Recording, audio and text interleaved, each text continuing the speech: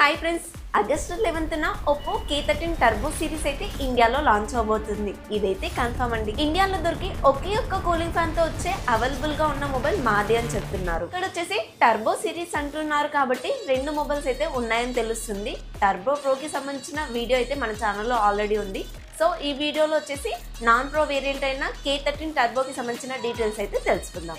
మొదటిగా అన్బాక్సింగ్ చూసుకున్నట్లయితే నేను ఇక్కడ చైనీస్ వర్షన్ కి సంబంధించిన క్లిప్స్ మాత్రమే చూపిస్తున్నాను. బాక్స్ ఓపెన్ చేస్తే మొదటిగా మరొక బాక్స్ అయితే ఉంది. దాంట్లో వచ్చేసి కేస్ ఉంది, పేపర్ వర్క్ ఉంది, సిమ్ ఎజెక్టెడ్ టూల్ కూడా ఉంది.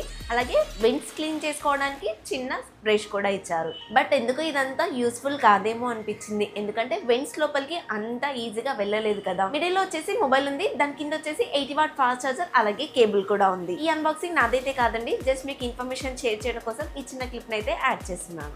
మొదటిగా ఈ మొబైల్ కి సంబంధించిన లుక్ గురించి మాట్లాడుకున్నట్టయితే టర్బోకి పెద్ద డిఫరెన్స్ అయితే ఉండదు. రెండు మొబైల్స్ కూడా సేమ్ ఉంటాయి, ఒక్క ప్రాసెసర్ మాత్రం చేంజ్ ఉంటుంది.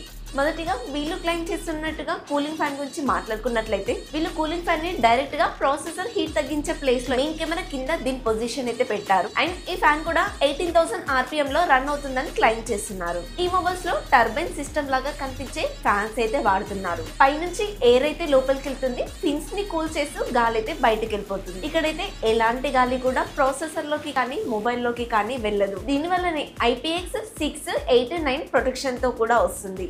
వాటర్ కి మాత్రమే ఇది సర్వే అవ్వగలుగుతుంది, డస్ట్ కి మాత్రం సర్వే అవ్వలేదు. డస్ట్ వల్ల మొబైల్ కి ప్రాబ్లం లేదు, కానీ ఫ్యాన్ లోకి డస్ట్ వెళ్తేనే వేగం అనేది తగ్గిపోతుంది. పోనీ డస్ట్ పోకుండా సీల్ చేద్దామంటే గాలి లోపలికి ఎలా వెళ్తుంది, కూలింగ్ ఎలా అవుతుంది? ఇదైతే గేమింగ్ లవర్స్ కోసమే తీసుకొస్తున్నారు కాబట్టి క్లిక్ అయ్యే ఛాన్సెస్ అయితే చాలానే కనిపిస్తున్నాయి, ఒకవేళ ప్రైస్ తక్కువలో పెడితే. ఎలాగో ప్రైస్ లోనే ఉన్నాం కాబట్టి ప్రైస్ చూసుకున్నట్లయితే చైనాలో ఈ మొబైల్ వచ్చేసి 22,000 లోపలైతే లాంచ్ చేశారు. టర్బో ప్రో వచ్చేసి 24,000 కి అయితే లాంచ్ చేశారు. ఇక్కడ విషయం ఏంటంటే మనం ఉంటుంది ఇండియాలో కాబట్టి ఆ ప్రైస్ ఇక్కడైతే ఎక్స్పెక్ట్ చేయలేదు. టర్బో వచ్చేసి ఇండియాలో 25,000 నుంచి 30,000 మధ్యలో వస్తే, టర్బో ప్రో వచ్చేసి 30,000 నుంచి 35,000 మధ్యలో అయితే వచ్చే ఛాన్స్ ఉంది. ఈ నాన్ ప్రో వేరియంట్ ని 25,000 పైనే తీసుకొస్తున్నారు కదా. మరి ఆ మొబైల్ యొక్క డీటెయిల్స్ తెలుసుకునే ముందు మీరు మన ఛానల్ ని కొత్తగా చూస్తున్నట్లయితే నేను ప్రియాంక, మీరు చూస్తుంది ప్రియాంక టెక్ న్యూస్. ఎప్పటిలాగానే జెన్యూన్ కంటెంట్ తో క్లియర్ ఇన్ఫర్మేషన్ తో మీ ముందుకు ఈ వీడియో అయితే తీసుకొస్తున్నాను. సో కొత్త వాళ్ళు మన ఛానల్ ని చూస్తున్నట్లయితే ప్లీజ్ సబ్స్క్రైబ్ చేసుకొని సపోర్ట్ చేస్తారని మాత్రం కోరుకుంటున్నాం.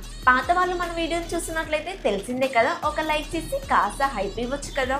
బిల్డ్ క్వాలిటీ చూసుకున్నట్లయితే ఫ్రంట్ వచ్చేసి ఫ్లాట్ డిస్ప్లే, చుట్టూ ఫ్రేమ్ అంతా కూడా ప్లాస్టికే ఉంటుంది, బ్యాక్ సైడ్ కూడా ప్లాస్టికే ఇచ్చారు. కెమెరా డిజైన్ విషయానికి వస్తే పైన వచ్చేసి 50 MP మెయిన్ కెమెరా ఉంటాయి, కిందనే కూలింగ్ ఫ్యాన్ ఉంటుంది, పక్కకి 2 MP కెమెరా కూడా ఉంటుంది. ఓవరాల్ గా మిలిటరీ గ్రేడ్ ప్రొటెక్షన్ ఉందని మాత్రం తెలుస్తుంది. కొన్ని శాంపిల్స్ చూసినప్పుడు ఫ్యాన్ లో వాటర్ ట్యాప్ తిప్పినప్పుడు కూడా ప్రాబ్లం లేదని తెలిసింది. మీరు వాటర్ ని తిప్పినట్టుగా డస్ట్ వేస్తే మాత్రం ఫ్యాన్ మాత్రం పోతుంది, కూలింగ్ కూడా కాదు. In display finger print censor తో వస్తుంది. చైనా వర్షన్ లో వచ్చేసి NFC సపోర్ట్ చేస్తుంది, IR బ్లాస్టర్ కూడా ఉంటుంది. డ్యూయల్ స్పీకర్స్ ఉంటాయి, Dolby vision, Dolby Atmos support అయితే లేదు, హైరైస్ ఆడియో సపోర్ట్ అయితే ఉంటుంది. 8.31 mm థిక్నెస్ ఉంటుంది, 207 grams వెయిట్ అయితే ఉంటుంది.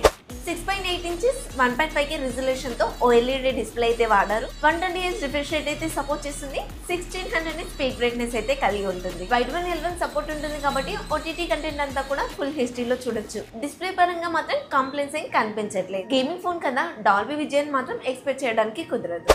డైమెన్సిటీ 8450 ప్రాసెసర్ అయితే వాడారు. ఇదే ప్రాసెసర్ ని మనం ఒప్పో రెనో 14 Pro లో కూడా చూసాము. దాని ప్రైస్ వచ్చేసి 50,000 పైనే ఉంటుంది. ఒప్పో వాళ్ళు ఇంత ధైర్యం ఎలా చేశారో అర్థం కాలేదు, ఎందుకంటే వీళ్ళ మొబైల్స్ లో ప్రాసెసర్లు అనేవి చాలా దారుణంగా ఉంటాయి, కెమెరాస్ మాత్రం సూపర్ గా ఉంటాయి. LPDDR5 stand technology, UFS 3.1 memory technology ఉంటుంది. Android 15 మీద రన్ అవుతుంది. 2+3 అప్డేట్స్ అయితే ఎక్స్పెక్ట్ చేయొచ్చు. ఈ ఫీచర్స్ కూడా చాలానే ఉన్నాయి. అందరికి యూజ్ అయ్యే సర్కిల్ టు సర్చ్, ఎరేజర్ ఇలాంటివి కూడా ఈ మొబైల్లోనూ కనిపిస్తున్నాయి. గేమింగ్ మోడ్ కూడా ఉందని హైలైట్ చేస్తున్నారు. ఈ ప్రాసెసర్ వచ్చేసి ఆండ్రాయిడ్లో 17 లక్షల వరకు స్కోర్ చేస్తుందని చెప్తున్నారు.